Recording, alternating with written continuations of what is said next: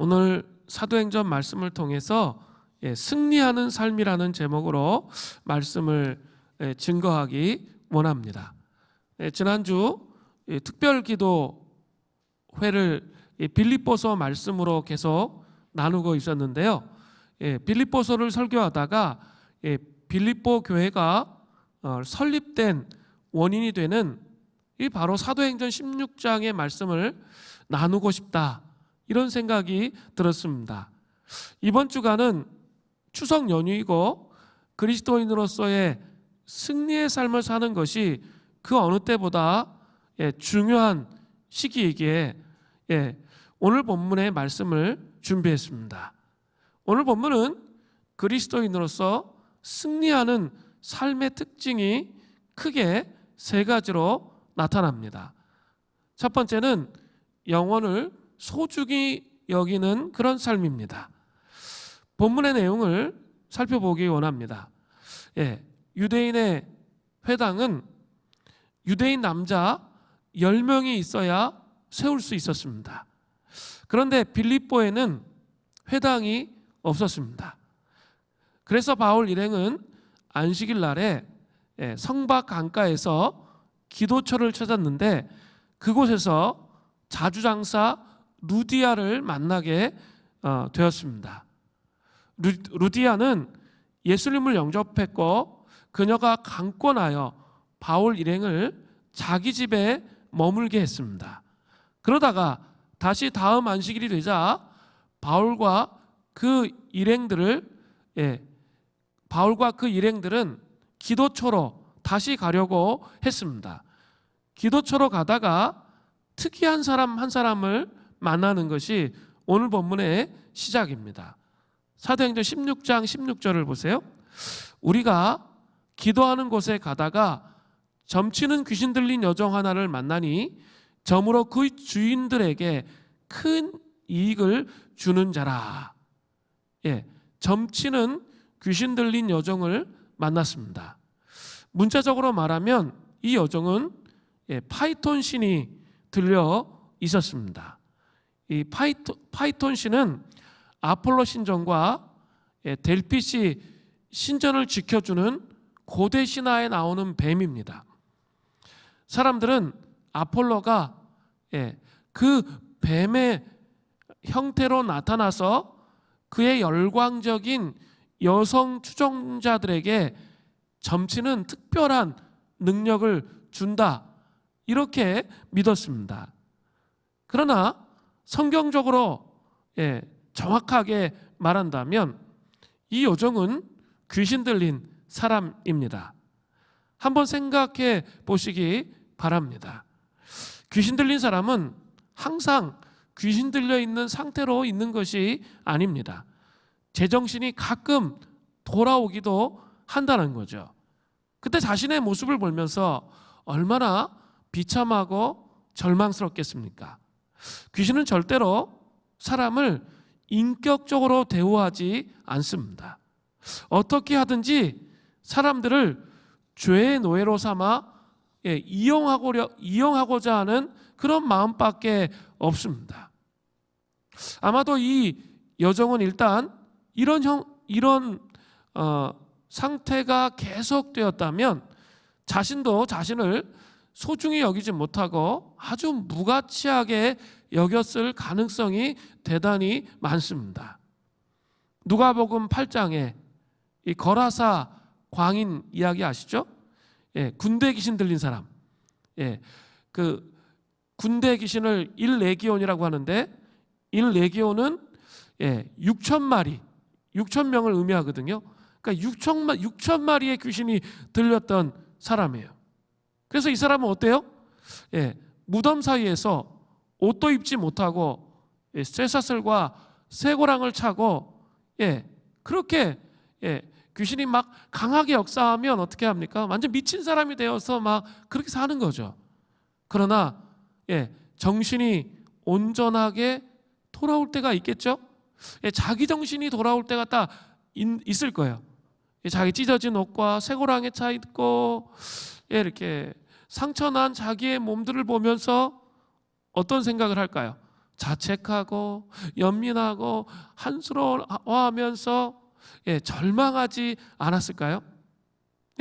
그런 모습과 비슷합니다.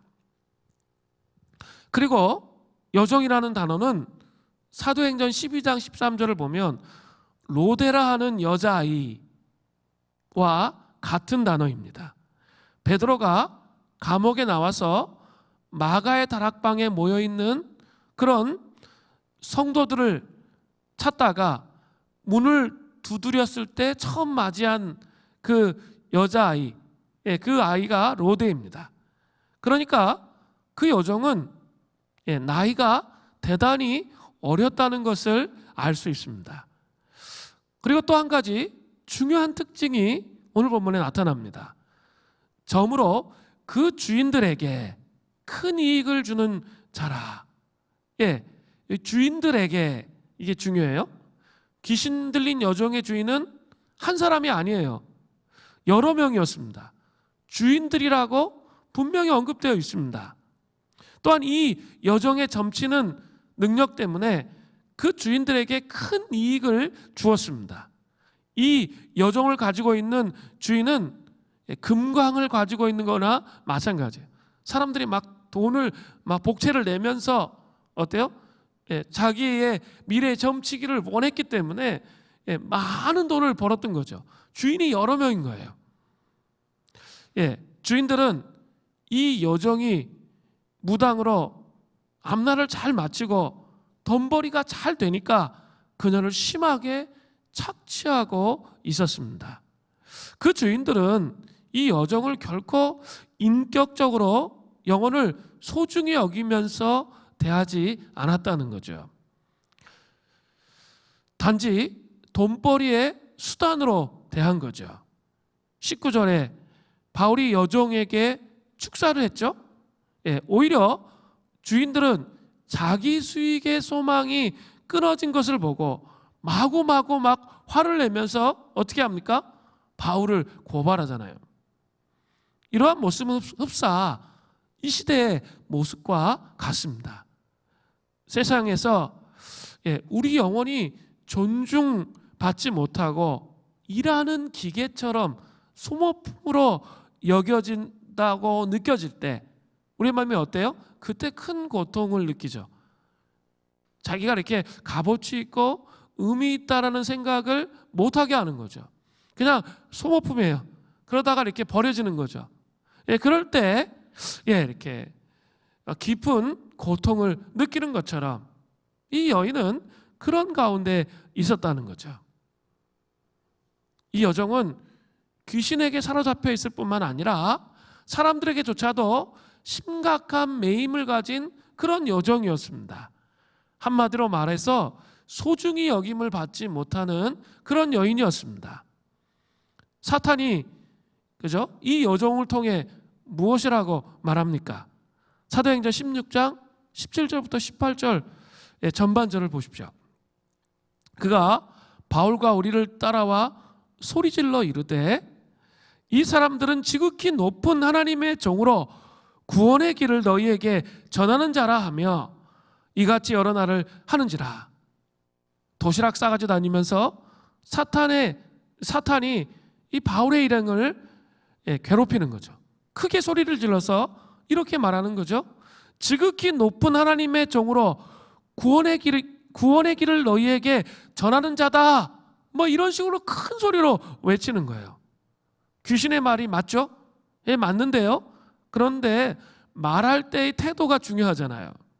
큰 소리로 바울이 복음을 전하는 곳마다 큰 소리로 막 이야기하니까 그게 회방이 되죠. 왜요? 차분하게 복음을 소개해야 되잖아요. 복음의 메시지가 무엇인지 조곤조곤 잘 이야기해야 되는데 큰 소리로 그렇게 하면서 막 방해하니까 회방이 되었던 거죠. 이렇게 되자 바울이 어떻게 반응합니까? 사도행전 16장 18절 중반절을 보세요. 바울이 심히 괴로워하여 돌이켜 그 귀신에게 이르되 예수 그리스도의 이름으로 내가 내게 명하노니 그에게서 나오라 하니라.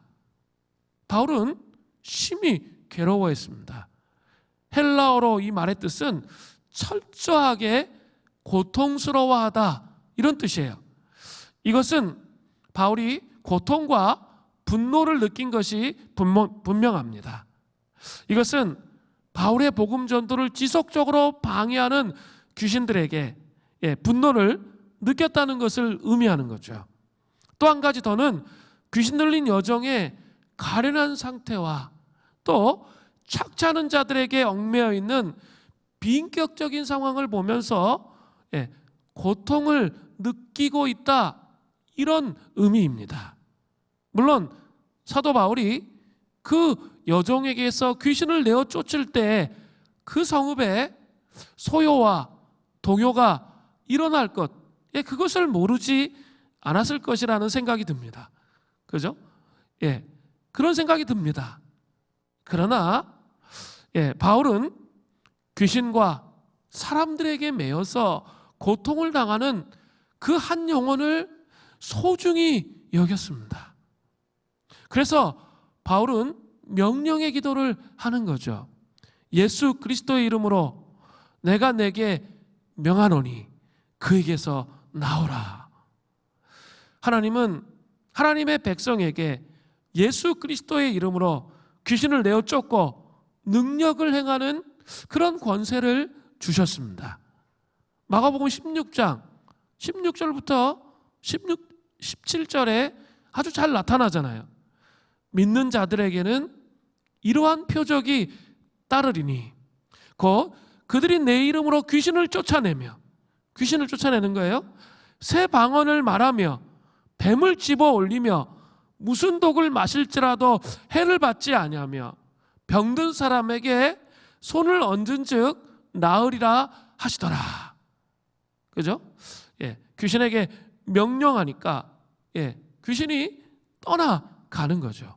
바울이 귀신에게 딱 명령하니까 귀신이 떠나갔습니다. 그런데 중요한 게 있어요. 이러한 권세는 중요한 원칙이 있다는 거죠. 바로 영혼을 소중히 여기는 마음에서부터 주어진다는 거예요. 영혼을 불쌍히 여기고 한 영혼을 진짜 소중하고 귀하게 여기는 그 마음에서 주어진다는 사실을 기억하시기를 바랍니다. 바울은 그 한 여종이 그렇게 사람들에게 속박당하고 귀신에게 고통당하는 그 모습을 안타까워했던 거죠. 그리고 하나님의 복음을 전하는 것에 방해하는 어둠의 권세에 대해서 분노를 느꼈던 거죠. 그렇기 때문에 명령하게 되었을 때 어떤 일이 일어났습니까? 사도행전 16장 18절 후반절입니다. 귀신이 즉시 나오니라. 정말 감동적입니다. 그죠? 너무나 감동적입니다. 바울은 한 영혼을 정말 천하보다 귀하게 여겼어요. 사람들은 돈에 의해서 그 여종 아이를 괴롭히고 힘들게 하고 착취하는 그런 삶을 살았는데 바로 그 영혼을 정말 불쌍히 여겼기 때문에, 그 귀신에게 고통당하는 그 영혼을 불쌍히 여겼기 때문에 예수 그리스도의 이름으로 명령했던 것이죠. 여기에서 중요한 원리가 있다는 거예요. 그리스도인으로서 승리하는 삶을 살려면 다른 것보다 영혼을 소중히 여기는 삶을 살아야 돼요. 여러분, 그리스도인으로서 정말 승리하는 인생을 살기를 원하세요? 혼자 고립되어서는 승리하는 인생을 살아갈 수가 없어요. 주변에 영혼들을 보면서 이렇게 소중히 여기는 마음을 먹어야 승리하는 삶을 살 수 있게 되는 겁니다. 헨리 나우에는 이렇게 사람, 이 퍼슨, 그 퍼슨을 어근상으로 분리해서 말했어요. 퍼는 통과한다는 뜻이에요. 그리고 SON, 손은 손 아래라는 뜻인데 소리를 통과시킨다는 뜻이에요. 소리를 통과시킨다는 뜻이에요. 즉, 우리는 우리 자신보다 더 큰 사랑을 전달할 수 있어요. 그죠? 우리보다 더 큰 사랑이 뭘까요? 하나님의 사랑이겠죠? 하나님의 사랑을 전달할 수 있지만 움켜잡을 수 없는 그 사랑의 소리를 통과시키는 사람들이 뭐예요? 사람이라는 거예요. person이라는 거죠. person. 참 심오한 해석이에요. 하나님의 사랑을, 큰 사랑을 전달할 수 있지만 움켜잡으면 그때부터 썩어요. 그때부터 사랑의 본질을 알지 못하게 돼요. 그냥 나 혼자 사랑받는 것에 막 집중하고 집착하면 있죠. 사랑이 뭔지 진짜 모릅니다. 그냥 그게 집착으로 바뀌게 돼요. 그러나 그 사랑을 나를 통과해서 다른 사람에게 흘러가게 할 때 그 사랑이 배가 된다는 거죠. 그리고 God is love, 하나님은 정말 사랑이시라 라는 말의 의미가 무엇인지를 알게 된다는 거예요. 교회 안에는 이러한 놀라운 하나님의 사랑의 기름 부으심이 있어야 돼요. 그죠? 신앙생활하면서 그러니까 인간적인 사랑, 우리는 자꾸 하나님의 사랑을 이렇게 인간적인 자기의 사랑을 가지고 뭔가 하나님의 사랑과 이렇게 비유하면서 할 일을 다 했다고 생각하는 경향이 있습니다. 그러시면 절대로 하나님의 사랑의 광범위함과 크심을 깨달을 수가 없습니다. 교회 안에는 우리의 용량을 초과하는, 하나님 정말 사랑이시라고 하셨잖아요. 그 사랑이 풍성하게 부어져야 돼요. 그죠? 정말 사람의 힘으로는 감당할 수 없는 그 놀라운 사랑의 영의 기름 부으심이 공동체에 있어야 돼요. 그래야 영혼을 사랑할 수 있어요. 영혼을 소중히 여길 수 있어요. 자기가 탈진되어 있고 자 지쳐 있는데 이 영혼을 사랑할 수가 있겠습니까? 어렵죠. 그러니까 그 풍성하신 하나님의 사랑이 내 영혼 안에 충만히 부어져서 나를 통해서 사랑이 흘러갈 수 있도록 하는 하나님의 사람으로 세워지는 것이 너무나 중요한 거죠. 그 하나님의 사랑이 부어져야 옆에 있는 영혼을 불쌍히 여길 수 있어요. 그 영혼을 소중히 여기는 삶을 살아갈 수 있어요.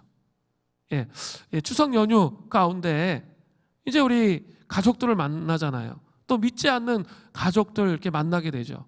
근데 너무 이렇게 수세의 입장에서 막 이렇게 힘들어하고 방어적으로 생각하지 마시고 한번 잘 생각해 보세요.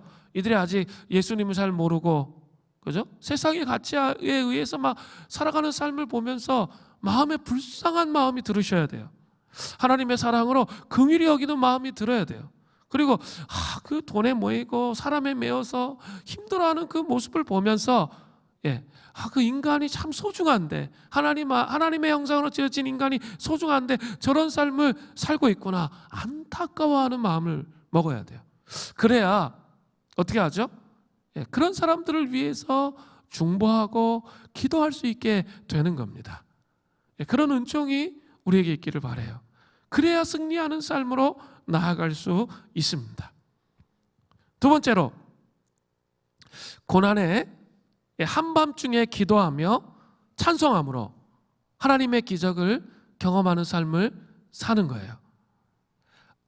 악질적인 귀신 들린 여종의 주인들은 자신들의 수익의 소망이 끊어진 것을 보고 바울과 실라를 붙잡아서 재판에 세우죠.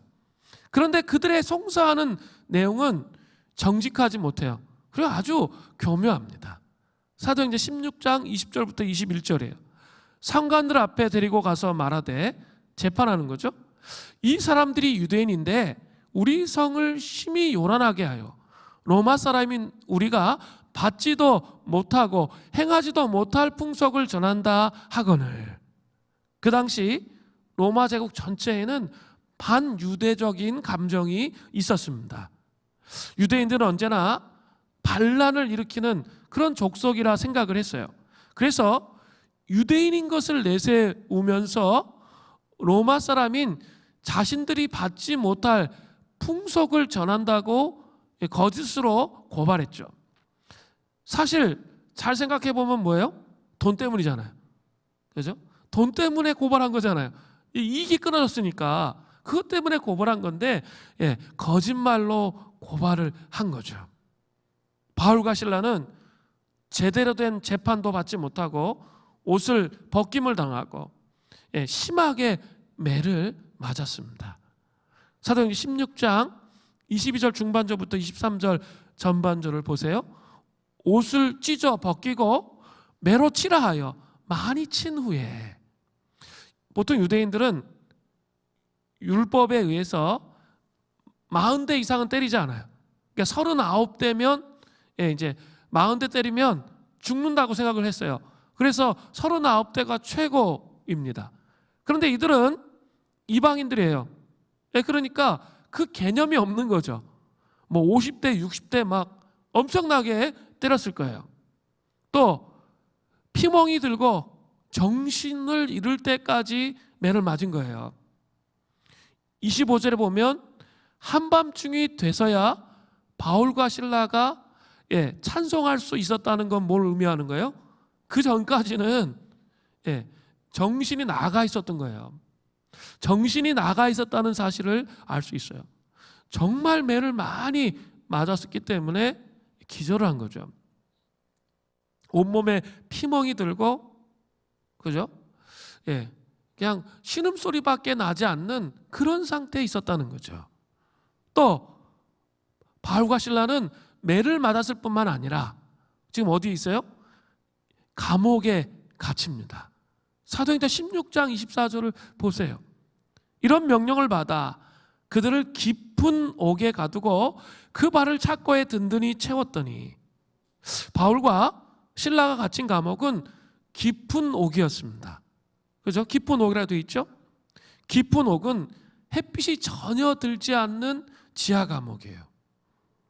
그들을 중죄인 취급하면서 차디찬 지하 감옥에 가두었습니다. 또한 그 발에는 착고가 든든히 채워져 있었습니다. 착고는 감옥에 가두는 외에 고문할 목적으로 발에 채우는 거죠. 쇳덩이 같은 거, 나무 토막 같은 거 움직이기 힘들게 그렇게 만드는 거예요. 바울과 실라는 복음 때문에, 그들이 뭐 때문이에요?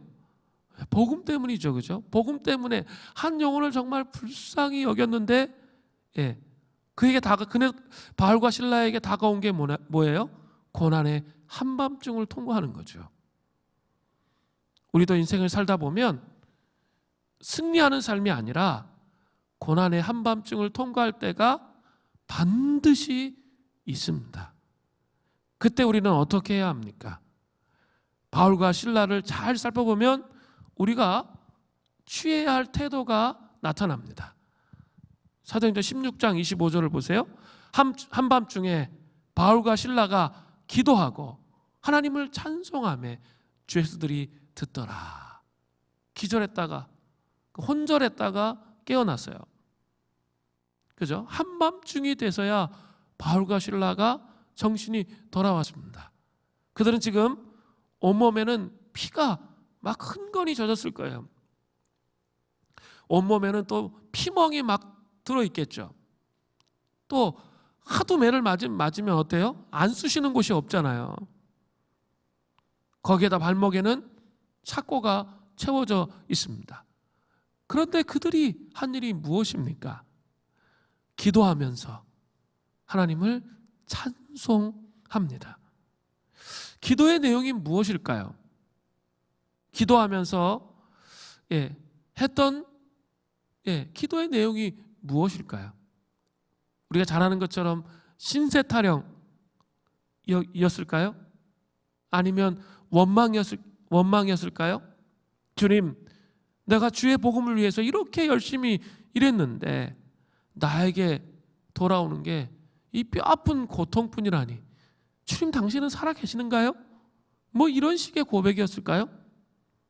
주님, 내게서 이러한 고통을 가져다 준 귀신 들린 여종의 주인들을 능지처참해가지고 다 죽여주세요.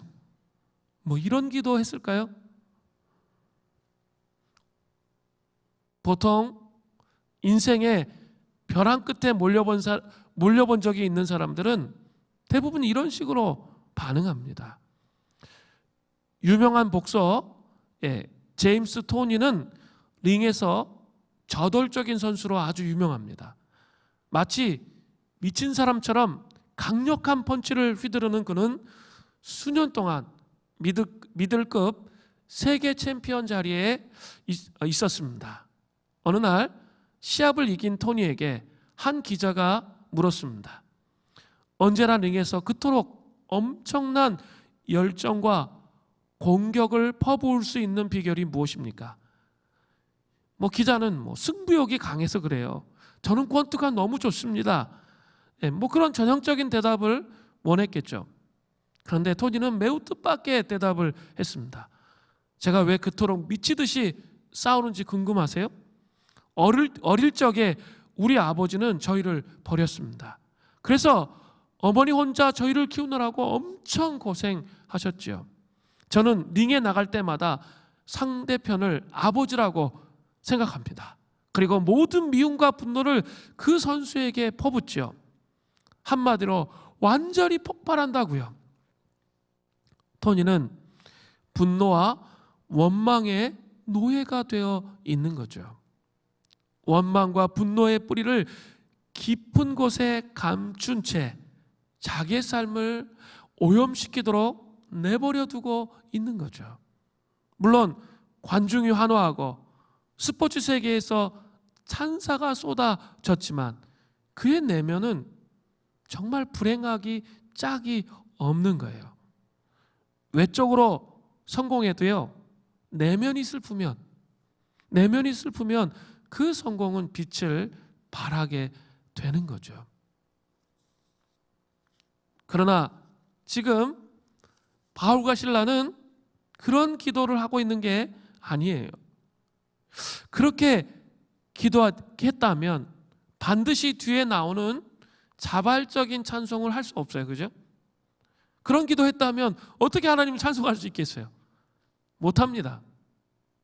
원망이 가득 찬 기도를 하고 있는데 어떻게 자연스럽게 주님을 찬양할 수 있겠어요? 마음에서 우러나와서 어떻게 주님 찬양해요? 찬송이라는 것은 하나님을 높여드리는 고백이에요. 어떤 성경학자는 아마도 바울과 실라가 불렀던 찬송이 시편 23편이었을 것이다, 그렇게 추측합니다. 상당히 설득력이 있어요. 유대인들이 가장 잘 암송하고 있는 성경 구절 중에 하나가 뭐예요? 시편 23편이거든요. 시편 23편 1절부터 6절이에요. 그 피멍이 들고 혼절했다 깨어나서 여러분 이 찬양을 불렀다고 한번 생각해 보세요. 여호와는 나의 목자시니 내게 부족함이 없으리로다. 그가 나를 푸른 불밭에 누이시며 쉴만한 물가로 인도하시는도다. 내 영혼을 소생시키시고 자기 이름을 위하여 의의 길로 인도하시는도다. 내가 사망의 음침한 골짜기로 다닐지라도 해를 두려워하지 않을 것은 주께서 나와 함께 하심이라. 주의 지팡이와 막대기가 나를 안위하시나이다.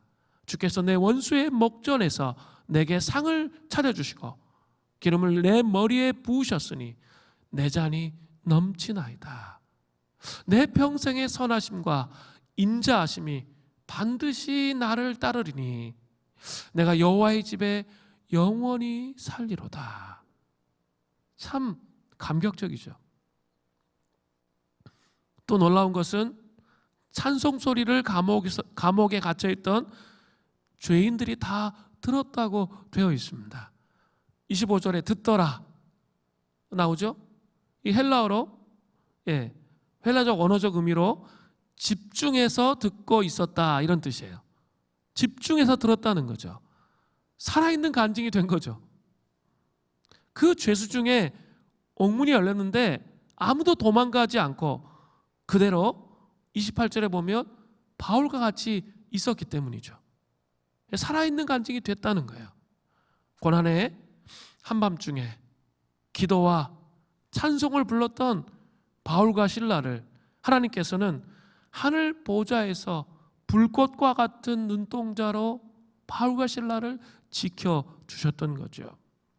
그래서 멋지게 초자연적인 하나님의 능력이 나타나는 그런 기적을 경험하게 된 거예요.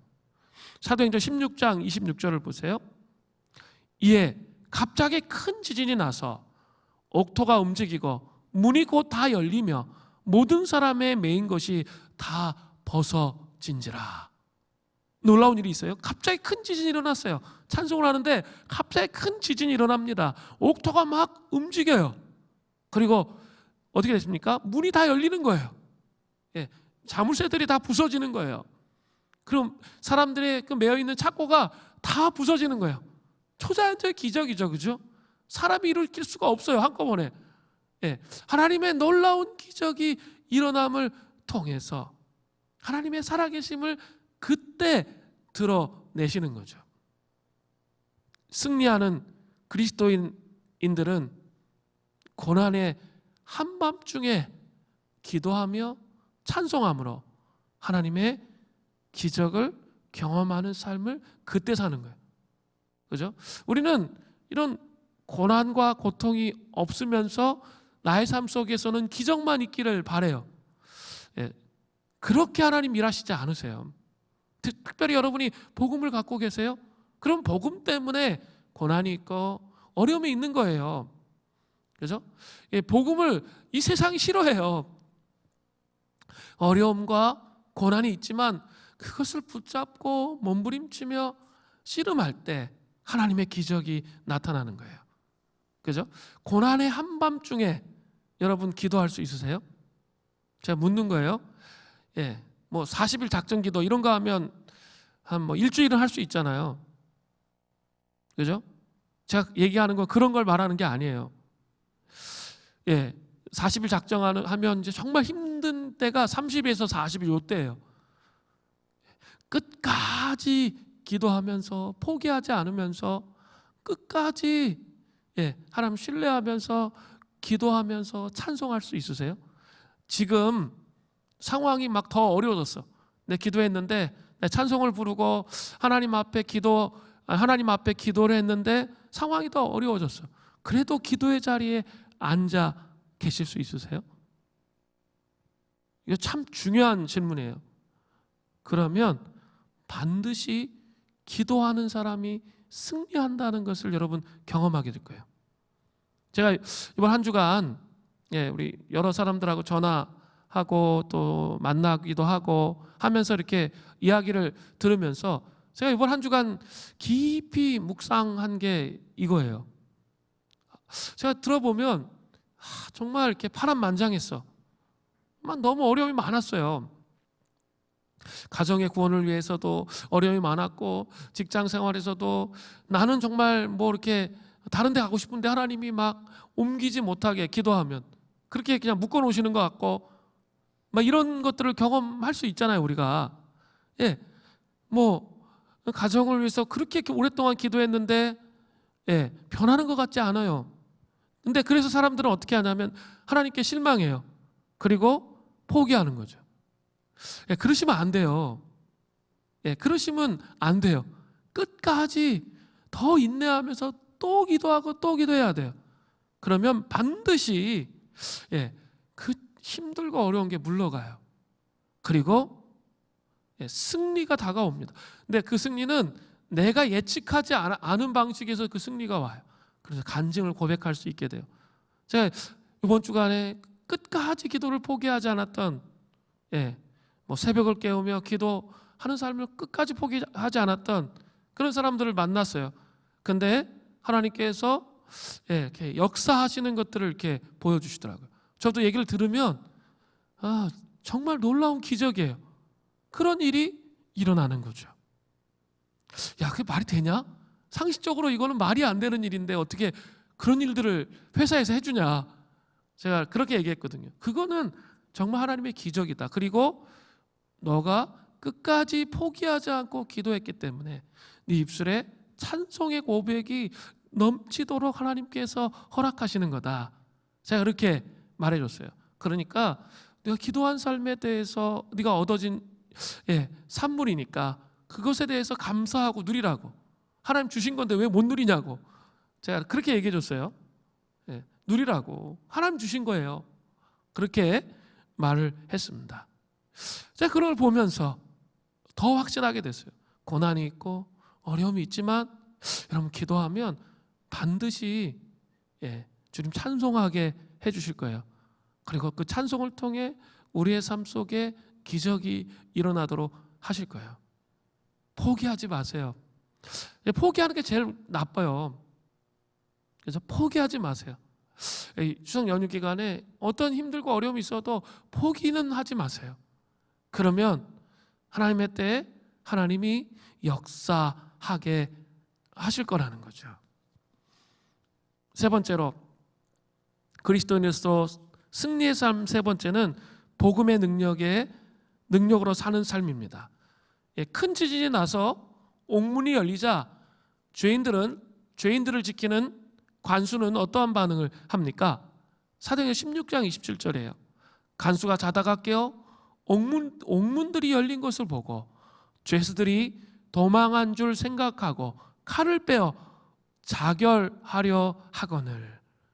간수는 자다가 봉창 두들긴 격이 되었죠. 옥문이 열렸으니까 당연히 죄수들이 도망갔다고 생각했어요. 간수는 로마의 퇴역 군인으로서 만약에 죄수를 제대로 관리하지 못해서 탈옥하게 되면 자신이 대신 죽임을 당해야 했습니다. 그렇기 때문에 그는 자결을 하려고 칼을 빼어 들었던 거죠. 그때 바울이 오간에서 크게 소리를 질러 말합니다. 사도행전 16장 28절입니다. 바울이 크게 소리질러 이르되 내 몸을 상하게 하지 말라. 우리가 다 여기 있노라 하니. 한번 생각해 보세요. 상식적으로 옥문이 열리면 중죄인들은 어떻게든지 자유를 위해서 도망가는 것이 상식이에요. 이것이 대부분의 현대인들이 살아가는 삶의 방식이기도 합니다. 대부분의 사람들은 벼랑 끝에 있다가 문제만 해결되면 되는 거죠. 병이 나으면 되고 사업이 다시 일어나기만 하면 되는 거죠. 그런데 문제는 무엇입니까? 그렇게 살다 보면 더 가치 있고 보람 있는 일을 결코 보지 못하고 그렇게 살다가 그냥 이 땅을 떠나는 거예요. 그리스도인 가운데도 인생의 벼랑 끝에서 하나님이 놀라운 치유를 허락해 주셨어요. 파산 일보 직전 가운데 하나님이 놀랍게 기적을 경험하게 하시고 회복하게 해 주셨어요. 근데 그런 놀라운 기적을 경험하고 그냥 문제 해결된 것으로 끝나는 사람들이 너무나 많아요. 그렇게 하시면 안 돼요. 그러면 절대로 안 됩니다. 바울은 어때요? 그렇게 하지 않았어요. 바울에게는 옥문이 열리는 것보다 더 큰 일이 있었습니다. 더 소중하고 고귀한 일이 있었다는 거죠. 그래서 바울은 감옥을 떠나지 않았던 거예요. 너무 멋지죠? 감옥을 떠나지 않았습니다. 그 죄수들에게 복음을 전하고 있었고 또 간수에게도 복음을 전하는 그 사명을 갖고 있었기 때문에 그 자리를 떠나지 않았습니다. 바울은 한마디로 복음의 능력 안에서 사는 그런 삶을 살았다는 거죠. 당당하게, 너무 멋있지 않아요? 우리가 다 여기 있노라, 그렇게 말합니다. 사랑하는 성도 여러분, 정말 하나님이 우리의 삶에 말할 수 없는 기적들을 베풀어 주셨다면 그것으로 끝나면 그 기복신앙이에요. 그게 중요한 게 아니에요. 그것을 경험했다면 이제 어떻게 해야 돼요? 바울처럼 살아야죠. 바울처럼 산다는 게 뭐예요? 복음의 능력으로 삶을 살아가는 것에 복음의 가치에 자기의 삶을 연결해야죠. 이것이 아주 중요합니다. 그래서 간수가 어떻게 반응합니까? 사도행전 16장 29절이에요. 간수가 등불을 달라고 하며 뛰어들어가 무서워 떨며 바울과 실라 앞에 엎드리고, 간수는 두려워 떨며 바울과 실라 앞에 엎드렸습니다. 이것은 바로 간수가 복음의 능력으로 사는 바울과 실라의 모습에 뭐 했다는 거예요? 감동했다는 거죠. 어떻게 이런 사람들이 다 있는가? 큰 지진으로 원문과 메인 것이 다 벗겨졌는데 도망가지 않다니, 어떻게 이렇게 당당할 수 있지? 이들은 도대체 누구인가? 완전히 세상 사람들과는 전혀 다른 가치관을 갖고 사는 사람들이네. 이들은 어떤 신을 믿기에 이런 사람들이지? 뭐 이런 생각들이 간수 안에 들어가도록 그런 행동을 한 거죠. 우리도 주변 불신자들에게 두려움을 주는 이 복음의 능력 안에서 승리하는 그런 삶을 살아야 돼요. 두려움을 주는 이 복음의 능력 안에서의 삶을 살아갈 수 있는 은혜가 있어야 된다는 거죠. 간수가 이제 바울과 실라를 감옥에서 데리고 나가서 자신 속에 있는 영혼의 갈증 풀기 위해 질문을 하기 시작합니다. 사도행전 16장 30절을 보세요. 그들을 데리고 나가 이르되 선생들이여, 내가 어떻게 하여야 구원을 받으리이까 하거늘. 우리도 이런 당당한 복음의 능력으로 살아서 주변 사람들에게 어떻게 하여야 당신들이 믿는 예수를 나도 믿을 수 있겠습니까? 이런 이야기를 들을 수 있어야 돼요. 너무나 중요해요. 그죠? 이제는 예수천당 불신지역 밖에 나가서 그렇게 전도해서 예수 믿는 시대가 아니에요. 나의 삶을 통해 내 안에 복음에 사로잡혀 있는 복음의 가치를 가지고 살아가는 그 모습을 나눌 수 있어야 된다는 거예요. 바울의 고백은 너무나 명확해요. 사도행전 16장 31절입니다. 이르되 주 예수를 믿으라. 그리하면 너와 내 집이 구원을 받으리라 하고, 주 예수를 믿으라는 거예요. 그리하면 너뿐만 아니라 내 집 전체가 구원을 받을 수 있다라고 말하고 있습니다. 사랑하는 성도 여러분, 여러분이 복음을 아셨어요? 예수 그리스도를 아셨습니다. 아셨습니까? 그렇다면 이 가정의 구원을 위해 기도하는 것, 1, 2년 하다가 지쳐가지고 포기하지 마시고 끝까지 기다림을 통해서 하나님께서 나를 통해 우리 가문의 복음이 흘러오게 하셨는데 모든 사람들에게 복음이 전해지도록 기다리고 인내해야 되는 거예요. 여러분 이거 잘 아셔야 돼요. 하나님에 대한 신뢰와 예측 가능성하고는 다른 거예요. 그죠? 우리 예측 가능성을 가지고 예측했다가 안 되면 실망해가지고 하나님에 대한 신뢰까지 다 없어지잖아요. 그렇게 해서는 안 된다는 거예요. 하나님 신뢰하는 것과 예측 가능성을 구분해야 돼요. 그죠? 그래서 내가 예측한 대로 안 될 수가 있어요. 그 안 될 수 있는데 그 안 된 것으로 하나님에 대한 신뢰까지 다 그냥 발로 차버리는 그런 신앙생활 하면 안 돼요. 하나님은 우리가 예측하는 대로 안 되게 하신다니까요. 제가 늘 그런 말 많이 하잖아요. 전혀 예측하지 않은 방식으로 하나님이 일하시기 때문에 그런 거예요. 그 차이를 알아야 돼요. 그리고 여러분 기다리시는 은혜가 있기를 바랍니다. 그러니까 안수가 어떻게 합니까? 사도행전 16장 32절을 보세요.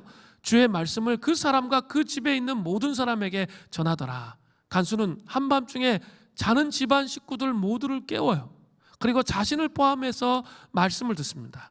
그 말씀은 사도행전에서 계속 복음 전할 때마다 반복되었던 예수님의 나심과 사역과 죽으심과 부활의 메시지를 전하는 거죠.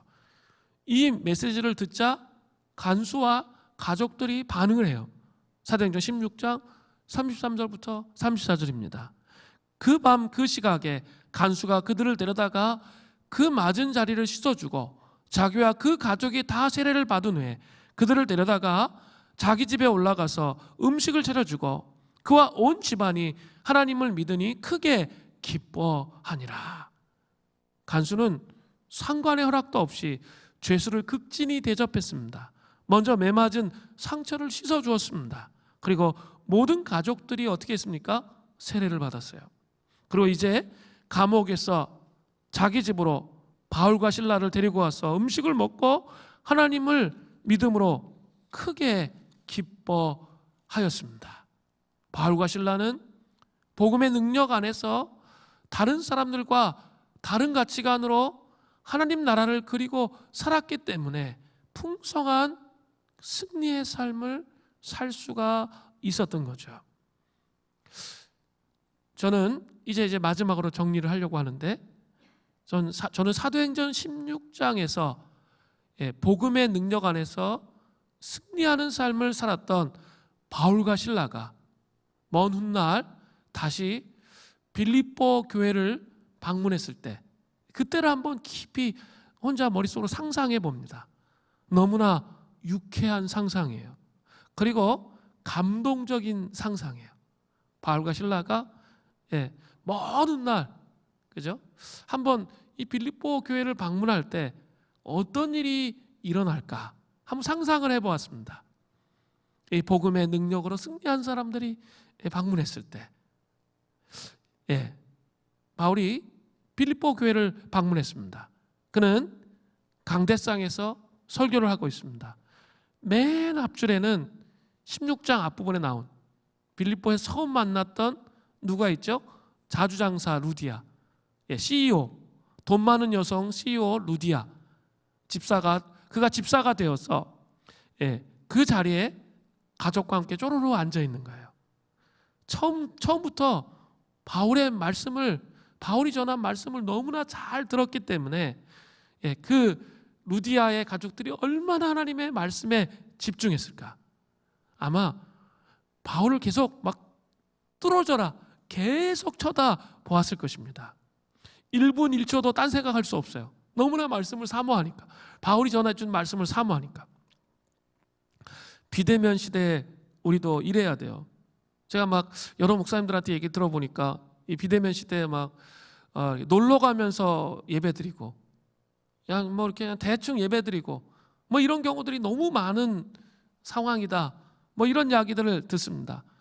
우리 수림교회 성도들은 그러지 않으실 것이라 저는 믿습니다. 저한테 배운 게 있는데 그러시지는 않겠죠. 그래서 이렇게 함께 정말 이렇게 집중해서 정말 하나님 앞에 비대면이지만 이게 사람에게 예배하는 게 아니잖아요. 하나님 앞에 집중해서 예배하고 하나님 앞에 나아가야 돼요. 1분 1초라도 정말 그 예배에서 말씀을 놓치지 않게 씨름하는 거죠. 그래야 일주일 살아갈 힘의 원동력이 생기는 거예요. 얼마나 감동이 됐겠어요. 그 자주장사 루디아, 그죠? 맨 앞자리에 앉아서 그렇게 바울의 메시지를 듣습니다. 그리고 두 번째 칸에는 점치는 귀신 들린 천한 여정이 귀신이 나갔으니까 온전한 사람이 되어서 시집을 갔습니다. 그리고 남편도 오고 아이들이 쭈루루 앉아 있어요. 잘 상상해 보십시오. 점치는 귀신 들린 여정이 귀신 떠나갔으니까 얼마나 철저하게 예수님을 믿었을까요? 상상이 되시죠? 처음부터 자신은 천한 존재가 아니라 인격으로 대하신 주님을 따를 때 얼마나 감격이 있을까요? 그리고 그 자리에 앉아서 예배드리면서 저는 하염없이 눈물을 흘렸을 것 같아요. 내가 인간으로 대우받고 존중받은 그 하나님의 사랑, 바울의 그 수고, 희생, 뭐 이런 거 생각할 때 그런 마음이 있지 않았을까 상상해 봅니다. 또 마지막 줄에는 간수와 그 온 집안 사람들이 다 예수 믿지 않았어요? 그들이 뒷줄에 앉아서 찬송하면서 예배드리는 모습을 바울이 보았다고 한번 생각해 보세요. 감동의 연속이 아닐까요? 고난의 한밤중에 주님을 찬양하고 기도하고 찬송했을 때 놀라운 하나님의 기적을 통해 이 복음의 능력이 그들에게 전달되었잖아요. 그것들을 생각해 볼 때 감동의 어떤 도가니였을 것 같아요. 한번 생각해 보세요. 이 상관들이 명령을 내려서 매를 때렸던 사람이 누구일까요? 예, 바로 그 간수였던 거예요. 그 간수가 거기에 앉아 있는 거죠. 저는 이게 교회라고 믿습니다. 복음의 능력은 이렇게 여러 사람들을 변화시키면서 승리하는 삶으로 함께 예배드리게 하는 거죠. 교회라는 것은 내 돈 떼어먹고 달아나서 도저히 용서할 수 없는 사람이 이곳에 다시 나와 예배할 수 있는 곳, 그런 곳이 돼야 돼요. 어머니가 돌아가시면서, 아버지가 돌아가시면서 로미오와 줄리엣이에요. 저 집과는 상종하지 말라. 원수 집안이에요. 그렇게 유언했다 할지라도 상종하지 못할 사람들이 교회에 나와 하나님을 만나고 예수님을 영접하는 것, 그것이 교회예요. 그리고 이것을 이루는 사람들이 그리스도인의 삶이에요. 나를 때렸던 사람, 그렇게 천한 계집종도, 귀신 들렸던 사람도, 부유한 사람도, 가난한 사람도 상관이 없어요. 주님 앞에 나와 예배드리는 것, 이 높은 이상을 포기하면 우리는 교회 되기를 포기하는 것과 똑같은 거예요. 이 높은 이상을 절대로 포기해서는 안 돼요. 그 은혜가 우리에게 있기를 바랍니다. 바울은 복음의 능력 안에서 결국 승리하는 삶을 살았습니다. 제가 오늘 3가지 말씀드렸습니다. 이 추석 연휴 이 3가지를 통해 승리하는 삶을 누리시기를 바랍니다. 영혼을 만나는 영혼들 정말 불쌍히 여기고 소중히 여기시는 은혜가 있기를 바라요. 그러기 위해 하나님의 사랑을 더 여러분 안에 부어주시도록 기도하세요. 고난 중 기도하며 찬송함으로 나아가서 하나님의 기적을 경험하시기를 바랍니다. 복음의 능력으로 살아가는 삶이 되시기를 간절히 바랍니다.